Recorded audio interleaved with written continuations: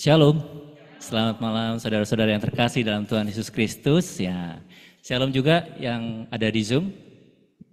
Ya, senang sekali kita bisa berkumpul ya di malam hari ini, dan ini adalah malam yang istimewa karena PDPK, Persatuan Doa Profesional Kebayoran, memperingati 46 tahun. Wah, udah cukup lama ya. Dan kita malam ini mengadakan acara yang juga spesial, ibadah dalam bentuk seminar gitu. Jadi nanti kita bisa ada tidak hanya mendengarkan tapi juga interaktif, tanya jawab teman-teman yang ada di ruangan dan juga yang ada di Zoom. Oke, sebelumnya saya akan membacakan tata tertib seminar ya. Ya, peserta wajib menjaga ketertiban dan ketenangan selama seminar berlangsung. Caranya tolong handphonenya atau gadgetnya dimatikan ya, silent mode, supaya bisa mendengarkan dengan baik dan narasumber tidak terganggu gitu. Terus kemudian peserta dilarang keluar masuk ruangan selama pemaparan kecuali mendesak gitu ya. Kalau teman-teman udah kebelet baru oke lah, nggak apa-apa. Terus kemudian peserta yang di Zoom mohon untuk bisa unmute mikrofonnya supaya kalau ada noise itu nggak terganggu ya, karena kita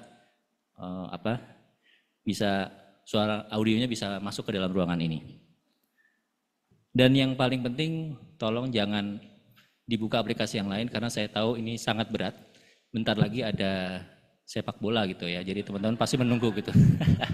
Jadi sepak bolanya 8:30, tolong ditunggu ya. Jadi kita konsen dulu di sini. Iya. Nah, terus kemudian tadi seperti sudah disebutkan akan ada sesi tanya jawab setelah paparan ini. Nanti teman-teman yang di ruangan dan di Zoom boleh memberikan pertanyaan yang akan dijawab oleh Pak Aruna. Lalu dilarang mengambil gambar atau foto atau screenshot. Kemudian ya itu. Jadi mohon supaya kita bisa mengikuti sama-sama seminar ini, supaya kita bisa mendapatkan hal yang terbaik gitu ya. Oke, malam hari ini kita akan membahas tentang perang dunia. Waduh, heboh sekali nih. Perang dunia dan Injil harus disebarkan gitu ya. Dan bersama saya sudah ada narasumber Pak Aruna gitu ya, udah nggak perlu diperkenalkan lah, semua tahu Pak Aruna gitu kan. Gitu. Dan di PDPK nih Bapak videonya yang paling tinggi di Pak viewernya itu, jadi semua udah pada tahu lah ya tentang Pak Aruna itu. Nah, perang dunia dan Injil harus disebarkan gitu ya.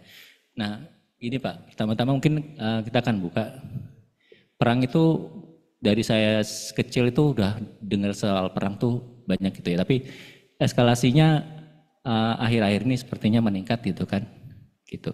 Dan banyak orang yang mengatakan, oh bisa ada kemungkinan nanti sebentar lagi akan ada perang dunia ketiga, katanya seperti itu, gitu kan. Ya, saya akan membuka dulu beberapa PowerPoint ya, beberapa gambar yang mungkin nanti akan dikomentarin sama Pak Aruna nih.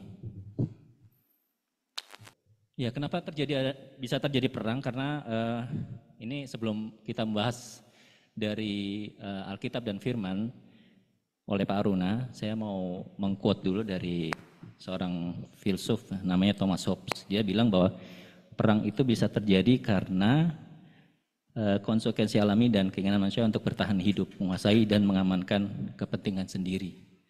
Jadi kita tahu manusia sekarang jumlahnya sangat banyak, 8,22 miliar, dan ada ketakutan bahwa sumber daya bumi itu makin berkurang sehingga manusia kemudian mulai berperang untuk mempertahankan hal itu. Dari filsuf itu bilang seperti itu, dari Thomas Hobbes. Oke, kita lihat yang pertama. Boleh next chat. Oke, ini yang pertama nih. Ada yang tahu? Rusia Ukraina. Oke. Latest newsnya adalah mereka masih berperang dan sekarang menggunakan makin canggih ya, bukan hanya tentara tapi pakai drone gitu. Dan yang terakhir serangan drone Ukraina berhasil menghancurkan 40 pesawat Rusia. Ini korbannya cukup banyak dari kedua belah pihak. Boleh komentar Pak tentang ini? Ada yang mau dikomentari? Nanti aja ya, oke. Oke, berikutnya. Ada yang tahu? Iya, Israel lawan Palestina, tapi tepatnya Hamas ya. Hamas. Oke, latest news-nya, nah itu. Terakhir Palestina ya dibunuh di Gaza gitu. Katanya hoax gitu. Ya. Tapi itu ramai sekali di berita. Oke. Nah itu ada jumlah yang sudah terbunuh dari tercatat 28 Mei 56.000 orang, 54.700 Palestina dan 1.700 orang Israel. Oke, nextnya. Ada yang tahu? India, Pakistan. Oke, latestnya India, Pakistan. Mereka sedang ceasefire ya, jadi gencatan senjata gitu.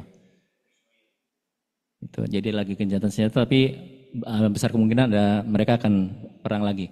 Nah ini ada jumlah korbannya ada tercatat di situ. Itu ya. 40 sivilian dan 11 tentara. Itu. Jadi ini beberapa perang yang eskalasinya meningkat akhir-akhir ini dan menimbulkan pertanyaan gitu ya. Boleh next slide-nya. Oh, masih ada lagi nih. Ada yang tahu? Perang dagang ya. Amerika lawan Cina. Oke. Sebenarnya Amerika mungkin lawan semua negara kali ya. Gitu. Karena dia mengeluarkan daftar yang cukup panjang gitu kan. Nah, berita terakhir Trump ingin bicara dengan Xi Jinping, nggak tahu sih Xi Jinpingnya mau ketemu atau enggak gitu kan. Nah ini dibijakan oleh tarif impor resiprokal. Ini perang yang berbeda. Kalau tadi kita lihat 3 di atas itu perangnya secara fisik mungkin ya. Tapi ini perangnya udah dalam bentuk yang lain, dalam berbeda. Jadi perang dagang gitu. Sasarannya tentu Cina nomor 1, Indonesia nomor 12 waktu itu. Dan sebagai hasilnya pertumbuhan ekonomi dunia melambat. Kita merasakan semua gitu ya. Bahkan di Indonesia kita merasakan sulit sekali gitu untuk cari pekerjaan dan sebagainya gitu kan. Ya, ini perang yang terjadi. Terus kemudian next ya. Nah, menimbulkan pertanyaan apa akar permasalahan manusia sehingga perang-perang ini terjadi gitu ya. Tadi Thomas Hobbes mengatakan itu mungkin ketakutan manusia karena kekurangan sumber daya. Tapi apakah memang itu penyebabnya? Nanti akan dibahas oleh Pak Aruna gitu ya, secara alkitabiah. Dan kesempatan apa yang bisa diambil untuk melakukan penginjilan atas perang-perang yang terjadi. Terutama itu kan di luar sana ya, sebenarnya kita di Indonesia ini gitu. Walaupun kita terkena dampak dari perang tarif, tapi kita mungkin nggak terlalu terkena dari yang perang secara fisik. Nah, bagaimana nih kita bisa mengambil apa, kesempatan apa untuk kita bisa menginjili gitu, terutama karena PDPK secara core untuk pelayanannya adalah memang untuk penginjilan dan pemuridan. Ya, oke, itu pembukaannya. Silakan saya berikan kepada Pak Aruna. Monggo Pak. Terima kasih. Shalom Bapak Ibu Saudara sekalian. Saya senang sekali boleh ada di tempat ini 6 tahun sejak COVID. Terakhir saya di sini adalah tanggal, saya lupa, 2019 ya. Sudah 6 tahun kita tidak bertemu muka, hari ini boleh bertemu kembali. Tadi saya mendengar bahwa, aduh nggak enak hubungin saya. Gini, kalau yang sudah lama hubungin saya, hubungin saja nggak apa-apa. Saya mengerti bahwa hari ini anugerah besar PDPK ulang tahun dan saya boleh bisa di tempat ini, puji nama Tuhan. Saudara saya Tuhan, hari ini ada 2 topik yang penting untuk kita bahas. Yang pertama mengenai perang, yang kedua penginjilan. Saya akan bicara saja, nanti akan ditayangkan, saya akan berikan tandanya. Saudara saya Tuhan, kita bicara Indonesia dulu ya. Yang penting Indonesia ini gimana? Indonesia sebetulnya kan ada di antara negara-negara lain. Dan kita itu sebetulnya tidak terkena dengan kondisi krisis atau prakrisis ini. Kondisi ini kita baik-baik saja karena masalah Indonesia adalah masalah internal. Masalah Indonesia itu bukan masalah eksternal ya. Kita tuh internal, kebanyakan tuh ribut soal ijazah palsu, nah itu ribut tuh. Jadi itu dibahas berjilid-jilid sampai sudah dimasukkan pengadilan pun sudah menang pun masih aja ribut sampai hari ini. Nah, saudara Tuhan, jadi masalah Indonesia itu adalah masalah yang sebetulnya tidak terlalu ribut di luar. Tetapi kan Indonesia berdagang dengan negara lain, jadi Indonesia itu kan terkena imbasnya. Imbasnya kelihatannya paling tinggi 20% masuk Indonesia. Dan itu cukup mempengaruhi. Saudara Tuhan, kalau Anda melihat hari ini di Indonesia tidak jadi apa-apa, tetapi kenapa Indonesia bisa seperti ini? Kalau Anda melihat Trump hari ini sudah membuat damai. 3 bulan ya, dari bulan kemarin Mei sampai nanti bulan Agustus baru akan terjadi ribut lagi nih. Sudah dibuat damai. Sama China sudah damai. Walaupun China itu mengikuti 20% di bawah Trump. Nah Bapak Ibu, tetapi kenapa sih orang-orang di muka bumi ini kok melihat sepertinya kondisi itu gak jalan? Google, IBM, kemudian restoran-restoran besar, itu pengurangan karyawannya cukup masif. Di Indonesia yang Anda dengar Sritex itu baru kecil karena Jawa Barat, itu 10 kali Sritex yang di PHK. Saat ini kalau orang masuk di dalam bursa kerja ya, kondisinya tuh banyak banget orang tidak bekerja. Konon di Indonesia itu sampai sekitar 50 juta tidak bekerja. Oh, dari mana Pak? Anda melihat generasi Z, itu 10 juta. Belum tambah yang sakit, belum tambah anak-anak yang bayi, belum tambah orang tua, belum tambah orang yang usia produktif tidak bekerja atau yang sakit. Nah, Bapak Ibu, jumlah itu totalnya bisa hampir 40-50 juta. Dan itu besar di Indonesia. Dan kalau hari Anda masih bisa kerja, Bapak Ibu bersyukur sama Tuhan, Tuhan baik sama Anda dan saya. Nah, saudara Tuhan, jadi begini, ini soal perang itu dimulai dengan 7 Oktober. Tapi sebelum itu Ukraina dan Rusia sudah perang duluan.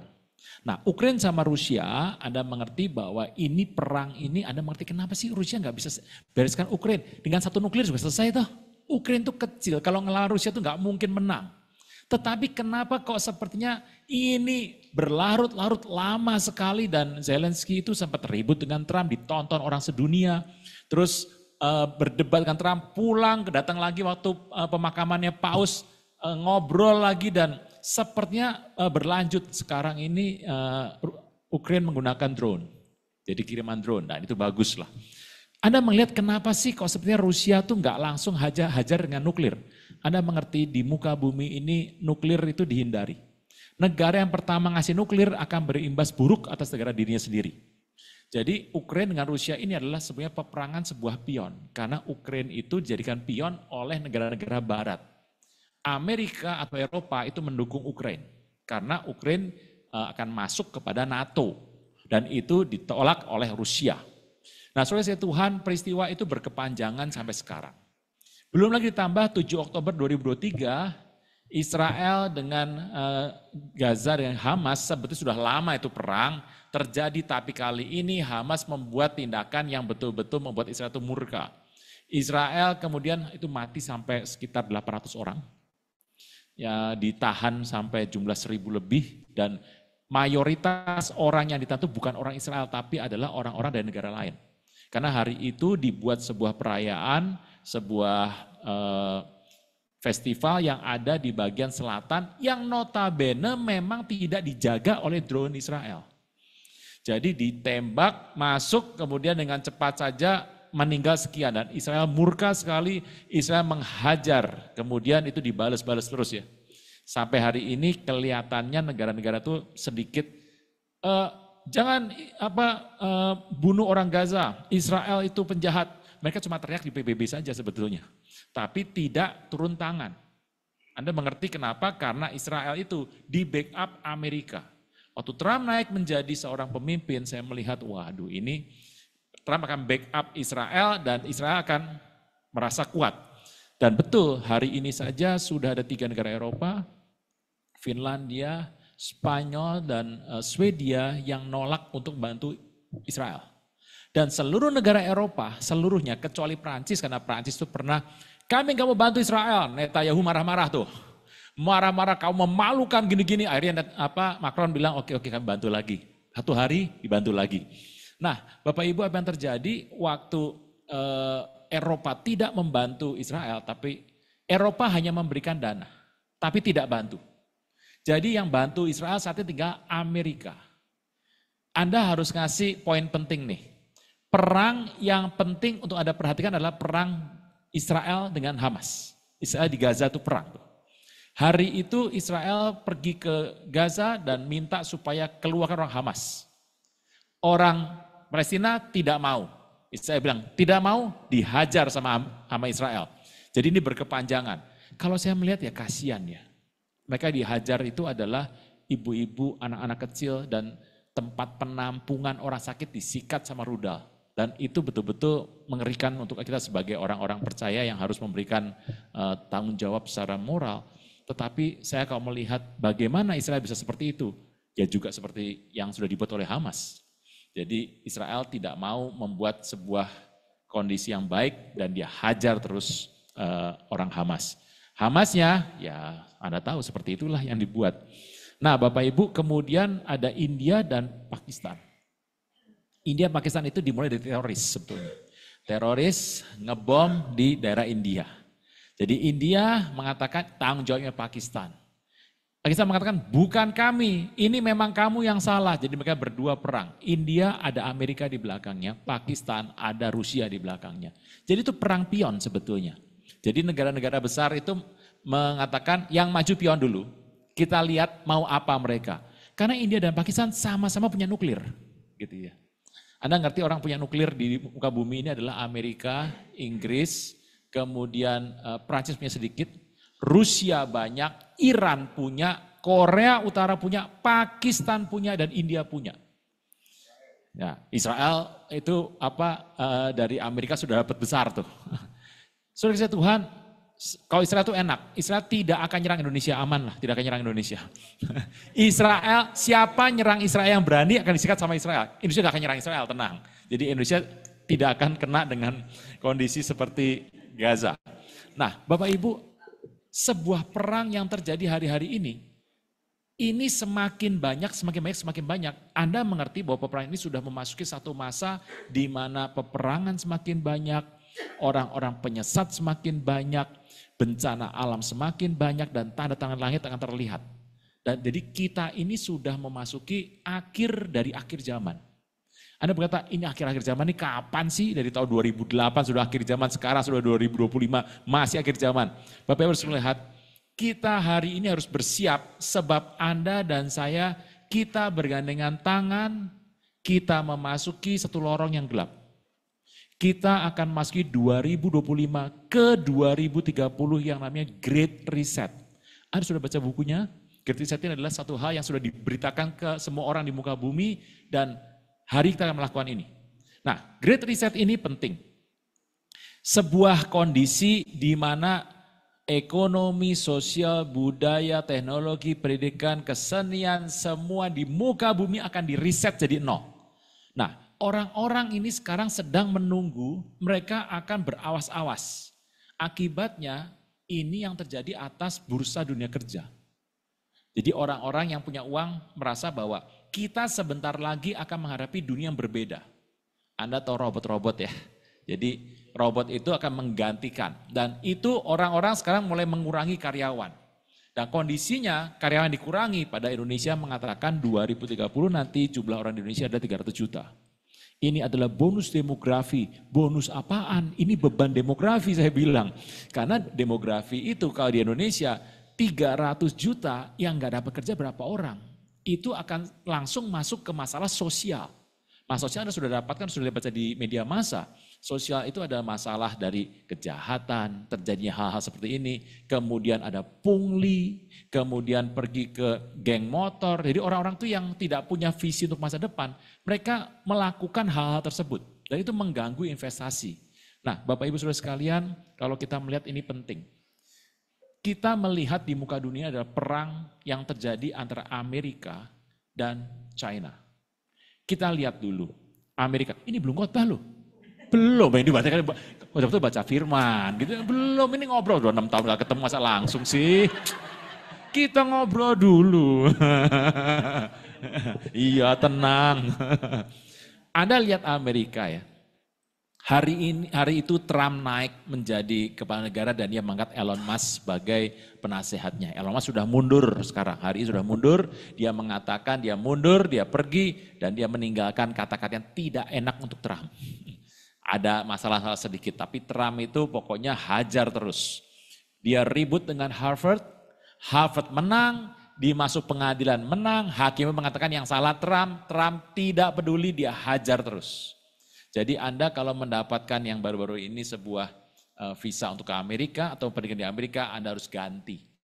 Anda tahu wamen kita Stella Christie sudah mengatakan bahwa ini lagi dipikirkan oleh pemerintah mau menggantikan. Jadi kalau Anda diterima di Amerika, ya kalau bisa di Indonesia aja. Waduh gimana tuh? Ya ini lagi dibicarakan oleh pemerintah. Saudara saya Tuhan, cerita Amerika ini Trump ambil yang pertama karena ada banyak pertimbangan. Yang pertama adalah perang.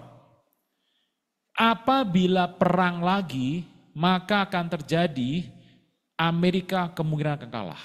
Karena tidak ada sumber daya di Amerika. Anda kalau mengatakan kenapa Amerika bisa perang dunia kedua menang? Oh iya, karena manufakturnya banyak. Di situ ada usaha mobil, pesawat, manufaktur itu banyak. Jadi waktu perang, dia mengganti manufaktur, membuat mobil, membuat senjata perang. Membuat mobil, membuat kendaraan untuk perang. Jadi manufaktur mengganti usahanya menjadi perang. Itu yang membuat Amerika tuh berjuang dan menang di perang dunia kedua. Itu yang pertama. Dan hari ini kalau Anda serang di Amerika diserang, yang ada di Amerika adalah jasa. Bukan manufaktur. Dan Trump tahu bahwa hal ini problem, buat Amerika ini problem sekali. Yang kedua, Amerika itu mencetak uang sudah nggak pakai sebuah dasar. Dasar kan kita tahu emas ya. Emas itu dipakai untuk menjadi sebuah dasar, dibuatnya petakan uang. Amerika mencetak uang terus, nggak pakai dasar emas. Dicetak terus, tapi kenapa nggak jatuh ya ekonominya? Sebab Amerika tuh menjadi negara yang kuat. Di secara kuat ini dia berpikir dia kuat, ya cetak uang terus. Negara terbesar pengutang di muka bumi adalah Amerika. Itu bukan China loh. Amerika utang sama China aja besar sekali itu. Nah, ini kalau ini terus terjadi, tiba-tiba dolar bisa begini. Bapak Ibu, saya terlalu cepat tidak? Enggak tahu, aman tahu, nanti Anda nonton apa videonya. Oke. Jadi gini Bapak Ibu, kalau Anda melihat kenapa sih Amerika itu mencetak uang bisa jatuh tiba-tiba? Saya sudah pikir-pikir, ini dolar kapan Pak jatuhnya Pak? Dolar kapan? Saya pikir kalau jangka waktu dekat tidak, tapi jangka waktu panjang hati-hati. Waktu itu saya melihat ada BRICS, Brazil, Rusia, India, China. Tambah Indonesia, BRICS Indonesia, Indonesia BRICS. Jadi BRICS, Indonesia. Nah itu ada kelihatannya ini kan negara menjadi perkumpulan dan ini digongkan untuk membuat mata uang yang baru. Jadi mata uang yang baru ini dipakai untuk melawan dolar. Melawan dolar dan ini keren. Wah ini bagus nih, BRICS ini bagus sekali. Tetapi setelah kesini saya melihat kenapa BRICS tidak mengeluarkan satu mata uang dan kemudian menyerang Amerika ya. Oh ternyata tidak mungkin. Sebab di BRICS ini adalah negara-negara satu. Orang yang membuat mata uang di situ, jadi bank sentralnya BRICS tidak kuat. Bank sentral yang terkuat adalah Amerika yang dipegang orang Yahudi, the Fed. Orang Yahudi itu memegang semua, Bapak Ibu tahu orang Yahudi itu mungkin 30% di Amerika itu orang Yahudi. Dia memegang sumber-sumber utama Amerika, dipegang sama Yahudi. Fed itu punya Yahudi. Itu adalah terpisah dari pemerintahan, itu punya orang Yahudi. Jadi kekuatannya BRICS ini gak kuat. Jadi BRICS ini begini mau naik pesawat, naik turun terus. Yang kedua, ternyata BRICS itu adalah negara konsumen. bukan negara produsen. Itu jadi masalah dong. Jadi kemudian, saya mengatakan, wah ini BRICS belum lah, ngelawan Amerika itu belum hadapan-hadapan, belum waktunya gitu ya. Saya melihat bahwa dolar mungkin kalau Anda yang punya dolar, puji nama Tuhan, Anda bisa pakai dolar, dolarnya akan naik terus gitu ya. Dolar kalau cetak nilai turun ya, nilai turun tapi terhadap Indonesia tetap naik gitu ya. Nah jadi Anda bisa pegang dolar kira-kira 5 tahun lah Bapak Ibu.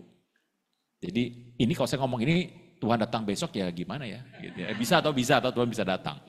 Jadi Bapak Ibu itulah kondisi melawan Amerika. Tapi Amerika sudah berpikir ini kondisi berat ini. Lalu Amerika berpikir Trump dia membuat kebijakan tarif. Tarif ini unik karena yang kena itu adalah teman dan lawan. Jadi negara-negara itu dibuat daftar kena tarif semuanya. Batu bara baru kena lagi 50% lagi. Jadi sama-sama kuat, Trump membuat kedatangan tarif. Terutama kepada China. China tidak takut, dia kenakan tarif 20% di bawah. Amerika kenakan 45%, dia kenakan 25.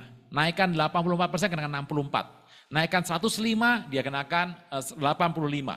Naikkan 125, 105. 145, 125. Terus diikutin oleh China dan China mengatakan kami ada 5.000 tahun lebih lama daripada Amerika ada dan kami tidak takut untuk kami berjuang. Wah berani itu. Kami akan melakukan apapun yang kau lakukan. Amerika ini kesini, wah ini tahu nih, China ini sudah sembarangan nih. Kemudian dia ngecek damai gitu ya. Dan damai ini sudah terjadi dalam waktu 30 hari ini, Trump sudah turunkan datanya. Indonesia kena. Waktu itu Trump kenakan tarif, Myanmar, Thailand, satu lagi dari negara Kamboja kalau nggak salah datang ke Amerika nyembah-nyembah sama Trump dan Trump bilang oke, kamu nggak kena tarif karena nyembah-nyembah. Saya bilang tidak, Indonesia kena 32%. Indonesia tidak punya dubes belum ada di sana, kirim para pemimpin diutus pergi ke sana ngobrol sama Trump. Trump kenakan 47.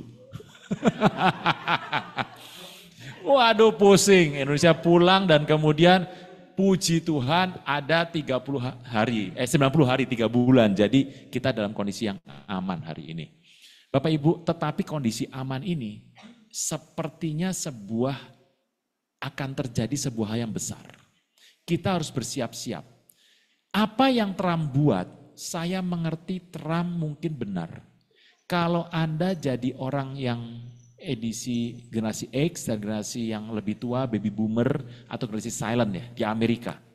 Kalau Anda mengetahui pernah jadi negara yang top, Amerika top kan, di mana-mana semua Amerika. Cerita Amerika menjadi negara yang top ini sebenarnya tinggal menghitung hari.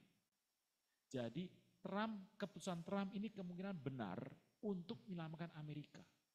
Tetapi yang dia membuat kekacauan, kegoncangan di muka bumi. Anda mengerti waktu Trump keluar dari WHO, Trump keluar USAID ditolak lagi semua, US bantuan Amerika tidak ada lagi, itu membantu Amerika secara keuangan. Anda mengerti hari ini, saya kan pernah cerita soal vaksin tahun berapa ya? Ada ya, ada nanti nonton lah. Ya. Anda hari ini, Anda sudah bisa menjawab apa itu vaksin. Yang diceritakan yaitu yang terjadi. WHO, Amerika sudah tidak ikut WHO lagi. Akibatnya sekarang terjadi satu masalah di WHO. Anda mengerti tokoh pembuat vaksin China sudah masuk penjara? Sudah masuk penjara tuh. Kenapa? Karena menemukan vaksinnya 75 hari. 75 hari ketemu vaksinnya. Lah kok itu didapatkan orang? Ya 75 hari. Jadi 78 hari diedarkan masyarakat. Terakhir hari ini baru ketemu.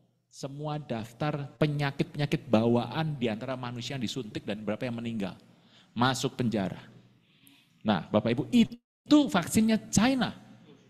Yang Sinovac, yang Sinopharm itu ada semuanya China. Tapi di Indonesia gak apa-apa, aman. Kenapa? Anda tahu, vaksin itu dipakai selama 4 bulan loh. Jadi masanya 4 bulan saja. Indonesia setuju, dikirim ke Indonesia. Wah, itu proses pengiriman dan pesannya 2 bulan itu. Sampai Indonesia, koordinasi kiri kanan satu minggu. Kemudian dikirim lagi ke daerah-daerah. Dikirimkan lagi semua tempatnya didirikan, ngantri dulu.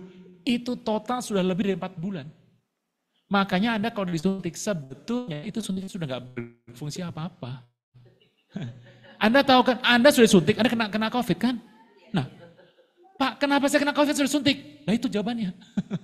Jadi, karena Indonesia yang penting apa? Yang tertulis kertas saja. Sudah suntik? Sudah. Hasilnya gimana? Enggak peduli, yang penting sudah suntik. Bapak Ibu. Nah, peristiwa ini kalau Anda melihat ke dunia sekarang, Anda tahu yang namanya Pfizer sudah masuk, kalah di pengadilan tuh Pfizer. Jadi Pfizer yang pakai mRNA di dunia, sekarang ada masalah di dunia ini. Nah, padahal di Indonesia ini, suntik berapa kali? 7 kali. Waduh, 7 kali. Sebulan sekali suntik. Nah, pasti yang terakhir-terakhir sudah pakai mRNA tuh. Ini problem ini di dunia sedang banyak. Pro kontra. Kita geserkan dulu, kita bahas nanti. Kapan Pak? Ya pokoknya nanti saja. Kita akan membahas perang Amerika dengan China. Waktu Amerika mengatakan saya akan membuat ini, peristiwa yang Trump buat ini sebetulnya adalah merupakan hambatan terjadinya sebuah Great Reset. Jadi sekarang Anda bingung, Anda mau pilih Trump, tapi kelakuannya Trump Anda tahu kan? Atau Anda tidak pilih Trump, pada Trump itu mendukung keimanan, jadi pusing nih Anda. Nah Bapak Ibu saya mengerti, hari ini peristiwa ini yang Trump buat. Tetapi di balik ini ada satu hal yang besar. Anda nonton dulu ya, yang pertama. Oke, yang pertama. Jadi Trump waktu dipilih, dia di kantornya itu membuat pelantikan. Pelantikan ini atas 3 orang. So my first day back from having a nice life, but to announce the largest AI infrastructure project by far in history, and it's all taking place right here in America. As you know, there's great competition for AI and other things, and they're coming in at the highest level. We're joined by Oracle Executive Chairman Larry Ellison, SoftBank CEO, my friend Masa Yoshi-san,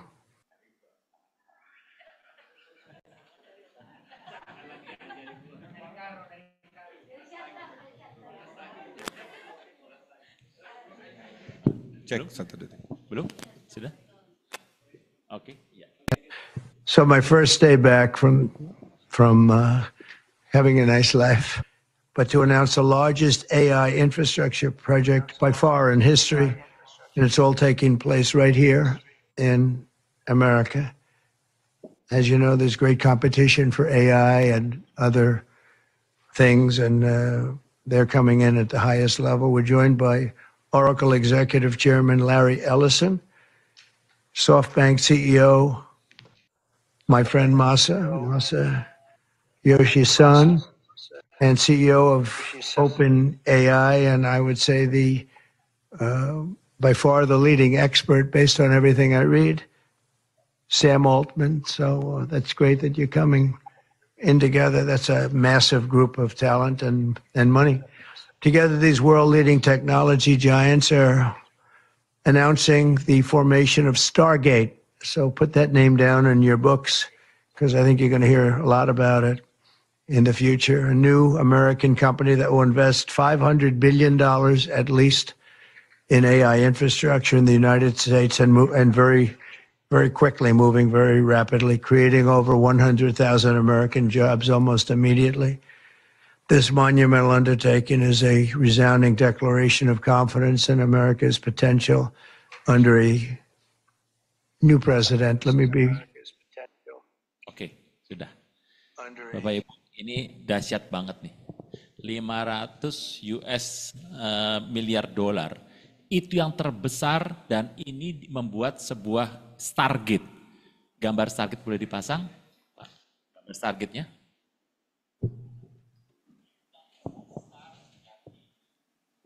Gambar Stargate-nya dipasang.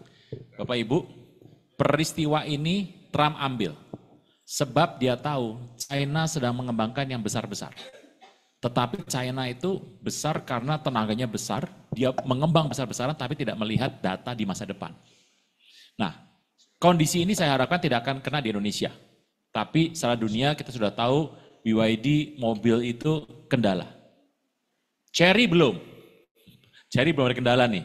Sebab kalau Cherry saya udah ngilang nih. Cherry itu mobil, Anda berdua naik mobil, gini, berhenti, di samping mobilnya, buka, keluar mobil kecil. Ada 4 baling-balingnya tuh. Cek, jalan, jalan mobil, berhenti lagi, masuk lagi, jalan lagi mobilnya. Cherry yang buat. Sudah ada itu, 1. Itu dasar waktu saya 2017, saya pernah membagikan mengenai robot. Robot yang kayak manusia itu. Robot yang namanya Sophia.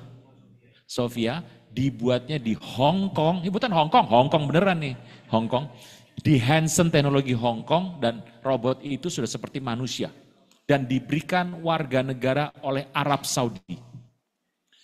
Dibuatnya gimana Pak? Belum pakai rambut, masih dalam kondisi yang wajahnya juga masih yang biasa, kemampuannya sudah hebat sekali, ngomongnya sudah jago dan bisa ngobrol. Dan dia cuma dibuat 4 unit. Karena mahalnya bukan main. Nah, Bapak Ibu, bagaimana dengan kondisi robot-robot di Hong Kong? Anda kalau melihat robot hari ini di rumah kan Anda butuh untuk karyawan rumah tangga. Yang terbagus di keluaran Hong Kong sudah ada. Dan gerakannya, Anda tahu yang gerakan gini-gini gitu, atau yang jalan gitu, itu masih yang lama. Yang gerakan udah kayak manusia, sudah ada. Tetapi masalahnya nggak bisa produksi banyak. Nah, China untuk membuat ini, dia membuat banyak. Misalnya satu adalah mobil, terus dihajar di muka bumi. Dia buat teknologi permesinan, semua kondisi mobil pakai robotik semuanya. Kemudian buat lagi untuk robot-robot yang ketemu dengan orang, pembersih. Masa depan kita nanti, Anda di rumah tidak perlu karyawan. Semuanya menggunakan robot. Dan itu menjadi masalah untuk Indonesia. Nah Bapak Ibu, kondisi ini Trump sudah lihat. Pasang ininya ada, yang nomor 2, gambar nomor 2. Trump sudah lihat, jadi dia kemudian akan berperang kepada China bukan dengan senjata. Peperangan sudah ada, biarlah berperang saja, dan dia membuat Stargate. Stargate ini kalau ini berhasil, ini lebih hebat daripada China. Karena di Amerika sudah ada penemu-penemu hebatnya orang Yahudi. Dan itu dibentuk oleh Trump untuk melawan China. Satu orang Jepang di sana, Masayoshi Son, terus Larry Ellison di sana, dan yang kedua Sam Altman. Itu menjadi direktur dari Stargate. Kita menunggu kapan Stargate ini jalan. Sudah digongkan oleh Trump, kita tunggu kapan jalannya Stargate ini. Nah Bapak Ibu, peristiwa ini merupakan satu fenomena yang terjadi di Amerika. Orang Amerika sendiri melihat sekarang Trump melarang orang-orang di negara lain. Indonesia aman, tidak masuk gitu ya. Negara-negara lain yang tidak boleh masuk Indonesia sudah daftar dikeluarkan. Gak boleh masuk ke Amerika sama sekali, yang di dalam dikeluarkan. Bayangkan, kalau Anda sudah sekolah di Amerika, visa dicabut. Teman saya, anak teman saya ngalami. Visanya dicabut lagi studi di Amerika. Bisa bayangkan tuh gimana tuh orang tuanya. Jadi peristiwa ini dibuat, Stargate adalah ini dibuat. Nah, cerita ini di dunia ini akan berubah. Ada sebetulnya untuk ekonomi di muka bumi yang saya rasakan ini akan terjadi nih kelihatannya. Anda sudah tahu Cortex ya? Pajak pakai Cortex. Oh pajak bentar aja Pak, ngapain sih ngomong pajak. Cortex pajak itu ditakuti oleh orang-orang yang masukin duit dan simpan. Itu takuti Cortex. Tetapi kalau kita melihat di Indonesia, saya melihat bahwa akan diterapkan digitalisasi rupiah. Gitu. Apa digitalisasi? Jadi uang yang Anda pegang, 10.000 yang Anda pegang, itu kalau langsung digitalisasi, itu sepertinya punya Anda. Jadi uang itu ada nama Anda. Jadi ini nama saya, semua data saya dimasukkan, uangnya 10.000. Uang ini kalau Anda lempar ke sana 5.000, tercatat semua. Jadi dari sini Anda belikan apa, pindah kemana, ke orang apa, semua datanya bisa dicek gitu. Digitalisasi rupiah. Dan itu ada kondisi yang paling aman di Indonesia, korupsinya nol. Wah, itu bisa dicari sampai detail seperti itu luar biasa sekali. Nah, tetapi saya mengerti di Indonesia pasti banyak pertentangan. Nggak ada orang nggak setuju tuh. Tetapi di dunia ini, kondisi seperti ini. Nah, orang sudah mencari sebuah kondisi yang lain. Bagaimana supaya saya bisa menabung yang aman? Orang bilang, yaitu di Bitcoin, yaitu kripto. Jadi kripto adalah cara untuk Anda lepas dari monitor orang tuh, Anda kripto, Anda pakai beli kripto, Anda main kripto. Tapi saya mau katakan, kalau main kripto, Anda cuma bisa membeli sebuah yang Anda makan, habis. Kalau Anda beli aset, pasti ketangkep. Gitu. Jadi itulah yang terjadi hari-hari ini. Kondisi ini Anda akan masuk, makin lama akan diatur dan semakin susah. Apa yang dituju oleh Great Reset? Orang tidak lagi memiliki kepemilikan. Waduh, ngeri itu Bapak Ibu. Anda sekarang punya kepemilikan apa? Ayo. Rumah. Saya mau tanya, rumah Anda miliki tapi Anda harus bayar rumah itu. PBB itu. Anda harus membayar. Tiap tahun bayar. Belum lagi nanti kalau ada apa bayar. Itu yang paling kecil tuh udah tuh. Anda punya mobil, Anda membayar pajak. Tiap tahun dan setiap 5 tahun Anda ganti plat, Anda bayar. Nah, kondisi itu yang membuat, wah makin lama ini semua kepemilikan habis. Anda berpikir kalau Anda, generasi nggak ada Z ya di sini, Z. Generasi Z, apakah Z sanggup beli rumah? Tidak. Kecuali dia anak orang kaya ya, dia bisa beli. Uang yang ada sekarang tidak cukup untuk membeli rumah. Indonesia adalah satu dari 3 negara yang harga rumah mustahil di Indonesia masuk 3 ini. Hong Kong, wah itu berat Anda kalau beli rumah di Hong Kong. Satu rumah 50 miliar. Jadi rumah ya nyewa-nyewa aja tuh di apartemen tuh gimana? Susah di Hong Kong. Indonesia termasuk negara yang sulit kalau generasi Z mau beli rumah. Jadi ini makin lama makin sulit dan dunia berkata kami harus apa? Diatur oleh konsep yang namanya AI. AI beredar di Indonesia itu hanya sebagai ketik-ketikan kalau Anda ChatGPT gitu ya, Gemini Anda coba-coba itu hal yang biasa. Tetapi AI akan merajai dunia. Dan AI ini yang Alkitab katakan, kita akan melawan AI. Semua yang dibuat oleh AI itu menjadi alat antikristus untuk berkuasa. Oke ya, kita simpen cerita ini, kita nonton satu tayangan dulu, habis itu baru saya baca Alkitabnya. Kita khotbah mulai sekarang. Nah. Oke, berikan tanda kalau sudah. Bapak Ibu, hari ini soal penginjilan ini penting. Juli tahun 2013, ada seorang bernama Billy Wilson, pendeta, karismatik, dia seorang Pentakosta, tokoh Empower 21, yang ganti nama menjadi Everyone. Kalau Anda mengerti ya, ganti nama. Dia itu mendapat dari Tuhan satu pesan, dia harus selesaikan Amanat Agung 2033. Saya ceritakan aja dulu ya. Nah, waktu dia mengerti ini, dia bilang, gimana Tuhan caranya? Tuhan bilang harus selesaikan. Lalu dia mulai ngomong sama pendeta-pendeta tuh, ngomong setahun, 2 tahun ngomong, 3 tahun ngomong. Ya orang yang denger gini, oke, saya ngerti. Ngerti, tapi melakukannya dengan cara apa? Ngerti, tapi bagaimana caranya? Gak tahu. Dan dia ngomong tahun demi tahun sampai 9 tahun. Di 2022, yang kemarin, bulan Mei, ternyata dia membuat seminar, di luar negeri itu seminar, ada 2 orang lagi, 3 orang total, 2 orang, yang bicara hal yang sama. Jadi yang pertama Nicky Gamble, Anda pasti gak pernah tahu Nicky Gamble siapa, karena dia orang Anglikan, Katolik. Yang kedua Rick Warren, Anda pasti tahu Rick Warren, orang tinggi besar, Saddleback to Texas, besar orangnya, ya itu dari Protestan.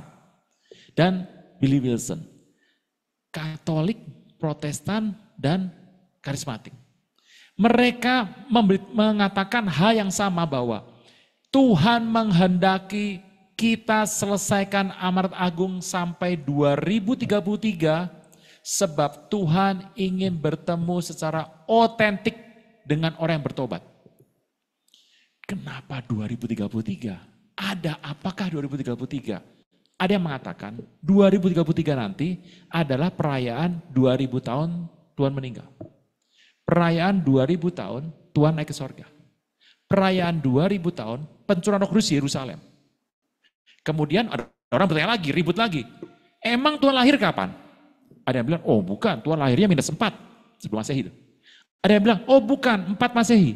Ada yang bilang -2, ada yang bilang +2. Ada yang bilang -1, ada yang bilang +1. Jadi orang macam-macam pendapat dan orang bertanya gini, akan ada apa 2033?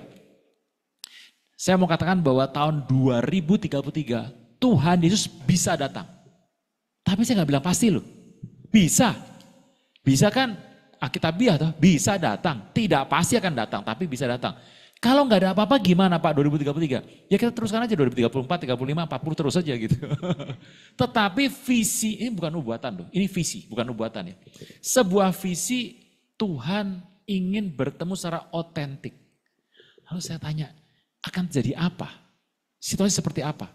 Yang terjadi adalah semua ini akan terjadi, kita memasuki masa-masa yang kelam. Bapak Ibu, kalau saya melihat hari ini terjadi apa ya?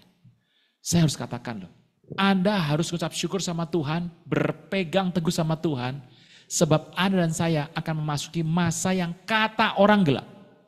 Tetapi kita orang percaya akan mengatakan, ini masa kita anak terang. Kita masuk dan akan melihat perubahan di muka bumi terjadi. Perubahan terbesar Anda mungkin akan lihat tahun 2028. Kalau Tuhan belum datang ya, akan melihat 2028. Di situ nanti semua teknologi akan dibuka.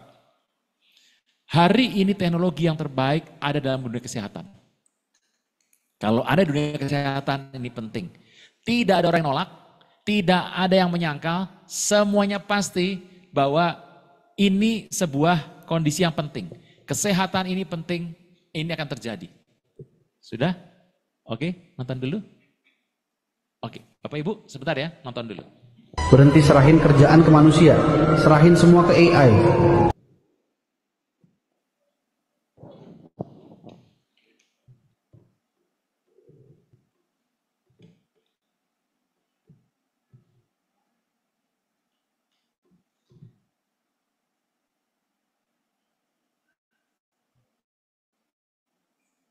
Berhenti serahin kerjaan ke manusia, serahin semua ke AI. Bukan gue yang bilang, ini slogan perusahaan AI di San Francisco. Kalau ini kejadian di Indonesia, lu siap kenalin artisan AI agent super canggih yang bisa gantiin ribuan pekerja.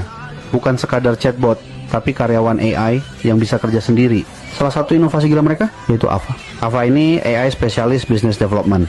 Nyari prospek, follow up, atur meeting, semua dikerjain otomatis. Hasilnya, AVA bantu artisan raup $1 juta per tahun. Ini semua terjadi secepat itu. Sekarang kalau lo kerja di sales, call calling, dan customer service, AI bakal geser semuanya. Udah? Oke. Bapak Ibu, ini harus saya lakukan. Waktu Anda hari ini ada, Tuhan tuh panggil, berikan tugas sama saya cuma satu. Pak, saya seorang akuntan Pak, saya seorang profesor Pak, saya seorang dokter, saya insinyur, saya ahli marketing Pak, saya ahli farmasi, saya punya toko kain, saya punya toko mobil, saya punya bengkel, saya punya banyak hal. Bapak Ibu Anda mengerti bahwa itu adalah sebuah nomor sekian. Bukan yang nomor satu, itu nomor sekian. Anda diberkati sebagai karyawan, sebagai profesional di sana, supaya Anda bisa fokus. Tuhan mengatakan, supaya engkau fokus kepada pergilah jadikan semua bangsa muridku. Kedua, baptis diberikan dalam nama Bapa dan Roh Kudus. Ketiga, lakukan perintahku supaya melakukan apa yang telah kuperintahkan padamu. Dan ketahuilah, aku senantiasa akan menyertai kamu sampai akhir zaman. Bapak Ibu sudah nonton YouTube hari ini? Saya tanya apa isi YouTube hari ini? Isinya banyak kan debat. Gitu. Debaters. Kristen dan non-Kristen tuh, wah bahasanya kuasarnya bukan main, wah mundur, wah naik maju lagi. Anda nonton itu dan debat itu sudah banyak banget, di Kristen ada, non-Kristen banyak, wah debat terus. Saya mengerti, topik apa sih yang didebatkan? Kristologi. Kristus siapa? Tuhan bukan, manusia bukan, nabi bukan, banyak. Bapak Ibu, kita gak usah khawatir dengan hal ini. Sebab Alkitab sediakan bagi Anda dan saya cerita kristologi dari Kejadian 1 ayat 1 sampai Wahyu yang terakhir. Itu cerita kristologi ada di sini. Bagaimana Pak? Tapi ingat, Anda kalau mencari sini ya, Anda harus pakai budaya Yahudi ya. Anda bilang, carikan saya mana Yesus berkata, akulah Tuhan, sembahlah aku. Ya enggak ada Mas, karena Anda pakai gaya Indonesia itu. Anda harus pakai gaya Yahudi. Anda kalau naik mobil ke Jawa Tengah, ke Solo atau ke Jogja, Anda bertanya sama orang, Pak, rumah Pak RT di mana? Orang akan berkata, oh Mas, di situ, pakai kayak gini. Kenapa begini? Tubuhnya menunduk dan tangannya begitu. Karena itu kultur. Anda harus menemukan Tuhan Yesus sebagai sebuah kultur. Anda mengerti? Tuhan Yesus mengatakan di Alkitab, apalagi di Yohanes ya, isinya semua kultur kristologi. Yuk kita lihat. Anda mengerti Matius 28, 19, 20. Isinya, seraya engkau berangkat pergi, sampai engkau melangkah, muridkanlah semua bangsa. 2, baptis dalam nama Bapa, Anak, dan Roh Kudus. Dan ajarkan mereka melakukan segala sesuatu yang kuperintahkan pada mereka. Tuhan meminta Anda 3 hal, dan apabila Anda melakukan 3 hal ini, Tuhan berkata, aku akan menyertai engkau senantiasa sampai akhir zaman. Nah, cerita itu merupakan konsep ketuhanan. Bapak Ibu mengerti? Baptis dalam nama Bapa, Anak, dan Roh Kudus. Enggak dikatakan gini, baptis dalam nama Bapa, nama Anak, nama Roh Kudus. Enggak kan? Onoma, bukan onomata. Jadi onomata itu adalah banyak nama. Pakai 1 nama, onoma. 1 nama Bapa, Anak, dan Roh Kudus. Nama siapa itu? Yesus, sudah pasti Yesus. Jadi bukan dengan nama Bapa, nama Anak, nama Roh Kudus. Bukan onomata. Tetapi Alkitab berkata, baptislah mereka dalam nama Yesus. Anda ngerti soal nama Yesus? Hari ini di Indonesia di BPS hanya ada 2 orang Indonesia bernama Yesus. Menurut saya sudah ganti sekarang namanya ya. Orang itu pasti dibully dong namanya Yesus. Tetapi kalau dia orang di Argentina atau Brazil, waduh itu 2,5 juta, banyak banget. Nama Yesus siapa sih? Diego, Jemie, Yeshua, Hosea, Yesus, Yesu, Yasa, Pengan atau Selamat, orang Jawa bilang. Jadi nama Yesus biasa sebetulnya. Sebab Bapa, Firman, dan Roh itu bersepakat untuk menggunakan 1 nama. Nama inilah yang akan membawa keselamatan bagi Anda dan bagi saya. Bapak Ibu Anda mengerti bahwa kisah Tuhan Yesus dituliskan dalam kitab Amanat Agung loh. 1 sebelum kita masuk, pertanyaan. 1, Anda buka Alkitab tuh. Kejadian 1 Anda buka kan? Pada mulanya Allah menciptakan langit dan bumi.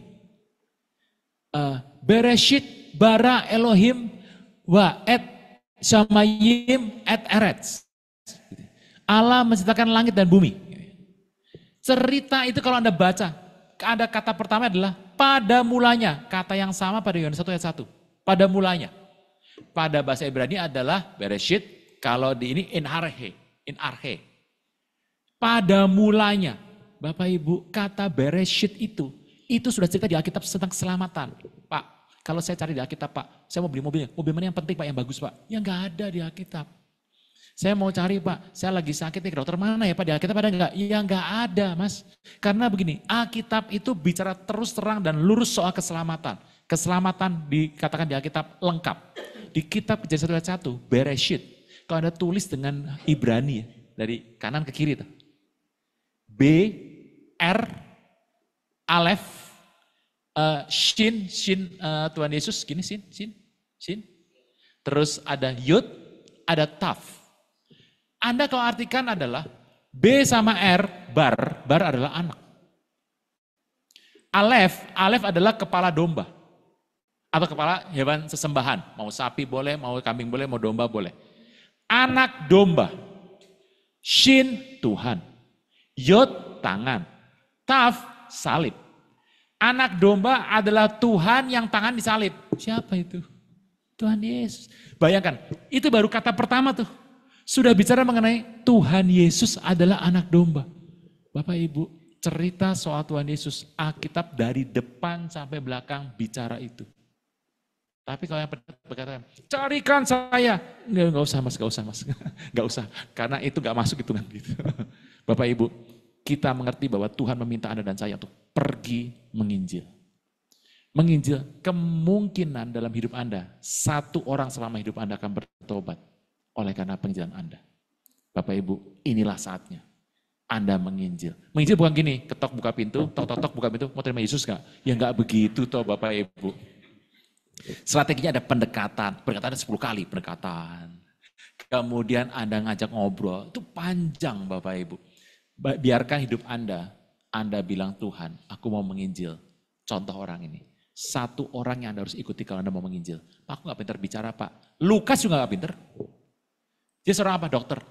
Dia saksi mata bukan? Lukas bukan saksi mata. Dari zaman Tuhan Yesus dibaptis sampai dia naik ke sorga, yang jadi saksi mata ada 2 orang yang dicalonkan oleh Petrus menjadi pengganti Yudas. Lukas bukan itu. Lukas tidak pintar bicara. Lukas seorang dokter. Dia seorang apa? Peneliti, dia seorang penulis, dan terakhir nanti akan berkata sama saya, dia seorang teolog. Lukas. Lukas mengerti suruh menginjil. Lukas saya tahu, Lukas itu orang yang, aduh apa yang aku buat ya? Sama seperti Anda. Aduh aku buat apa? Gimana siapa ya? Lukas cuma melihat, oh inilah atasannya dia. Lukas kerja di sebuah kecamatan atau kabupaten Romawi, bukan gubernur ya. Atasannya bernama Theophilus, orang Roma. Theophilus. Kalau Anda punya anak, kasih nama Theophilus. Theophilus artinya Theo Tuhan, Philus pecinta Tuhan. Gitu. Biar keren toh, kalau biar kuat apa? Theophilus Prakoso. Dia percaya apa? Theophilus Prakoso Wijoyo. Nah, itu. Jadi dia tuh melihat Theophilus, wah Theophilus nih. Dia melihat Theophilus, dia mengerti dan dia mengatakan, aku mau menginjili Theophilus. Apa yang dia buat? Dia buat tulisan. Tulisan Lukas buat cuma 2. Yang pertama Injil Lukas 24 pasal dan yang terakhir adalah Kisah Rasul 28 pasal. Dia tulis tuh. Kalau Anda buka Lukas ayat 1 ayat 1, tentu sana. Theophilus yang mulia. Yang mulia, dia lihat, oh mulia. Itu orang harus bertobat. Satu orang dia fokus sana, dia fokus dan dia tulis. Tebel, tulisan Lukas tebel, dikasih sama. Tahun 58 sampai 60 dia tulis, kasih. Theophilus membaca, hai Theophilus yang mulia, tulis. 2 tahun setelah itu dia bertobat. Tahun 60 sampai 62 dibuatlah Kisah Rasul. Yang pertama dikatakan Kisah Rasul 1 ayat 1. Hai Theophilus, hai bro. Ini katakan apa? Theophilus yang mulia. 2 tahun kemudian dia berkata, hai bro. Berarti Theophilus sudah menjadi satu teman yang cocok dalam pertobatan itu. Sejak itu Theophilus bertobat. Langsung anak buahnya bertobat semua. Lukas menobatkan siapa? Menurut saya yang satu, Theophilus. Dia mengerti sungguh cara idenya pas. Anda harus membaca kitab Kisah Para Rasul sebagai acuan kita hidup hari ini. Amin. Baik, berikan tepuk tangan dulu untuk Pak Aruna. Oke, tadi seperti sudah kita tahu dari Tata akan ada pertanyaan. Karena waktu mungkin satu pertanyaan yang ada di ruangan dan mungkin juga kalau ada yang di Zoom ingin bertanya silahkan di chat atau mungkin bisa dibuka. Untuk di ruangan dulu mungkin ada yang ingin bertanya? Ada Pak Aruna? Kalau tidak ada saya teruskan ya. Kalau nggak ada tadi Pak Aruna bilang saya yang nanya gitu. Ada? Dari Zoom ada? Dari Zoom dulu? Nggak ada ya? Oke. Sebutkan dulu nama, lalu bertanya langsung ke poinnya ya. Nama saya Michael. Ya, jadi gini, tadi kan Bapak bahas mengenai masalah perang ya. Saya mau tanya ke Bapak, sekarang kan Israel lagi banyak musuhnya ya, selain Hamas, kan ada proksi-proksi Iran ya, ada Houthi, Hizbullah, banyak lah dia punya musuh baru. Saya mau tanya kira-kira Israel ini sama Iran ini yang Bapak bahas tadi kan mereka sebenarnya lebih ini ke Hamas ya, tapi kan Iran kan karena proksinya selain Hamas Houthi sama Hizbullah, apakah mereka akan, kan sudah diberesin nih sama Israel, tapi kan masih ada yang kuat nih satu Houthi Pak. Kira-kira gimana nih Pak mengenai Houthi? Terima kasih. Begini Bapak Ibu, ini menarik nih. Israel ribut sama Hamas di Syria, Libanon, Yaman, Israel nggak ikut campur ya. Jadi Israel tuh sekelilingnya negara-negara nih. Tetapi sama Iran gimana? Bapak Ibu harus tahu. Di masa damai semuanya damai, tidak ada perang, maka Iran menjadi musuh orang Arab bersama. Karena masalahnya apa? Yaitu konsep dua tuh, Syiah dan Sunni. Gitu. Jadi Iran tuh apa? Iran tuh musuh bersama. Tetapi waktu perang sama Israel, orang-orang yang Arab Saudi, Anda mengerti, Arab Saudi itu menentang Israel tapi nggak pernah keluar. Karena mendapat bantuan dari Amerika. Dibantu, Anda tahu negara-negara yang besar.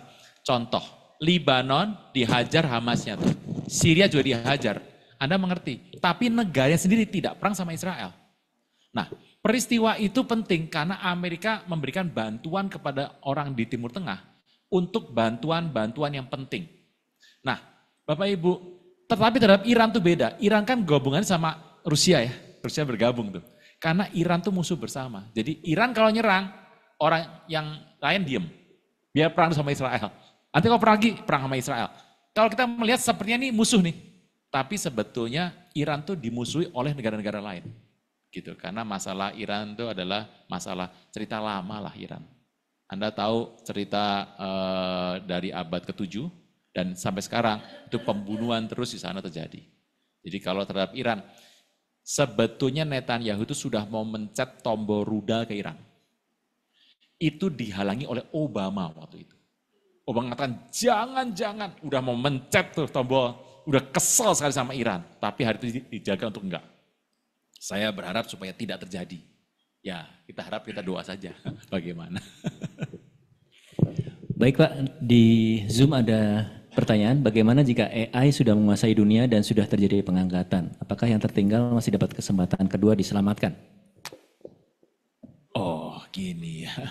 Kalau saya sebetulnya sih ya gini, saya nggak terlalu peduli. Kalau saya diangkat ya gitu. Jadi Bapak Ibu satu, AI pasti di dunia. Udah gitu, pasti. Udah. Jadi saya tidak melihat peluang AI nanti akan jatuh dan ngalamin kehancuran dan kita tampil sebagai manusia lagi. Oh nggak ada Bapak Ibu. Manusia bersama robotik satu hari nanti kelihatannya akan berperang melawan manusia. Sekarang saja keperluan usaha kita sudah diambil robot.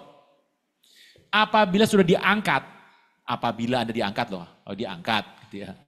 Yang angkat aja ada banyak tiga cara nih. Diangkat sebelum, pada saat, atau setelah.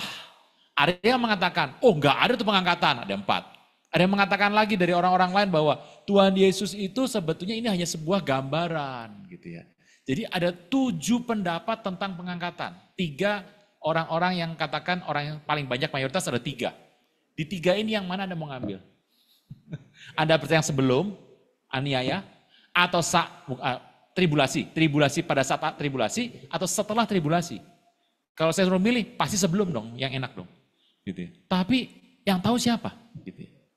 Saya mau katakan bahwa kondisinya yang penting hari ini Anda berpegang sama Tuhan. Udah gitu aja. Anda lakukan tugas Tuhan. Tugas Tuhan Anda lakukan yang baik, sudah terserah Tuhan mau gimana. Sebab kita akan melihat, kita memasuki masa-masa yang berat. Anda harus sungguh-sungguh hari ini berpegang sama Tuhan dan melakukan ini. Saya mau katakan satu pesan saja. Unity dijaga. Itu. Tuhan berkati. Baik, tadi sudah 2 pertanyaan. Saya akan menyimpulkan nih ya dari seminar yang sudah dipaparkan oleh Pak Aruna. Yang pertama, kondisi dunia tidak semakin baik, teman-teman, ya. Jadi kita bisa merasakan intensitasnya naik dan Indonesia sudah merasakan demamnya, dan demamnya itu kita bisa udah lihat seperti apa di dunia luar sana. Tapi jangan lupa peran kita sebagai anak Tuhan, ya. Yang pertama adalah kita harus terus memahami Alkitab, firman Tuhan. Tadi yang Pak Aruna bilang dipahami dalam budaya Yahudi itu seperti apa gitu ya, jangan budaya kita aja. Terus kemudian lakukan tugas kita, yaitu amal agung. Pergi jadikan semua bangsa murid dan baptis dalam nama Bapa, Putra, dan Roh Kudus, yang mana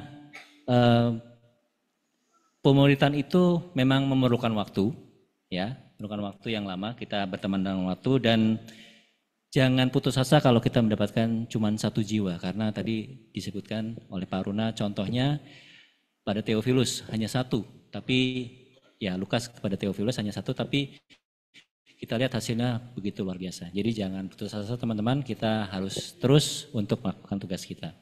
Oke Pak Runa, mungkin ada closing statement Pak sebelum kita berakhiri dan doa untuk Bapak Saudara sekalian, kita akan memasuki satu masa yang berbeda. Saya mengerti bahwa di antara kita harus saling berpegangan tangan. Kita melihat bahwa gereja akan memasuki satu masa yang baik. Gereja tidak akan berakhir, gereja akan terus ada. Kita akan unity dengan nama Tuhan Yesus. Kita akan melakukan sebuah penginjilan yang penting.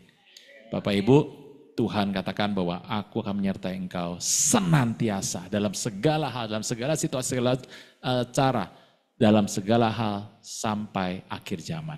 Kita akan memasuki sama-sama. Kita akan berdoa. Bapa, dalam nama Tuhan Yesus, anugerah-Mu limpah lebih dari cukup dalam hidup kami. Kami percaya hari ini Engkau memberikan kami kemampuan pengurapan satu persatu secara lengkap dan lengkap. Supaya kami boleh pergi melakukan bagian kami yang Engkau berikan. Tuhan, kami percaya bahwa waktu kami pergi, Engkau sertai kami dengan tanda-tanda sehingga kami bisa pergi melakukan kehendak Tuhan, dan kami mengerti kelak Engkau datang kali yang kedua. Kami dengan berani dan tidak takut malu kami mengangkat wajah kami, dan Engkau bisa berkata kepada kami, hambaku yang baik dan yang setia, masuklah dalam kerajaan Tuhan. Terpujilah namamu kekal untuk selama-lamanya. Dalam nama Tuhan Yesus yang percaya boleh berkata, amin. Ku sembah Engkau Yesus,